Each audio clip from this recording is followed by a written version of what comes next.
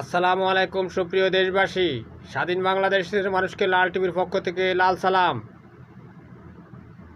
ভারতের প্রধানমন্ত্রী নরেন্দ্র মোদি বাংলাদেশের এই বিপ্লবী গণ অভ্যুত্থানের সরকারের বিরুদ্ধে আমেরিকার প্রেসিডেন্ট জো বাইডেনের কাছে নালিশ দিয়েছে।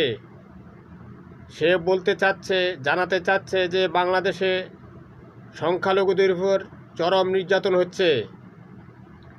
এর আগে ভারত স্টাডি করে রেখেছে যে বাংলাদেশে মৌলবাদী তালেবানি জঙ্গি একটা উগ্রবাদী সরকার বসে গেছে এবং এই সিগন্যালটাই সে আমেরিকার প্রেসিডেন্ট জো বাইডেনের কাছে দিয়ে দিয়েছে। যারা সংখ্যালঘুরা আওয়ামী লীগ ক্ষমতায় যাওয়ার কারণে মনক্ষুণ্ণ, তারা ভারতের কলকাতার দাদাবাবুদেরকে বিভিন্ন রকমের মেসেজ পাঠাচ্ছেন। এগুলো কিন্তু দেশদ্রোহী।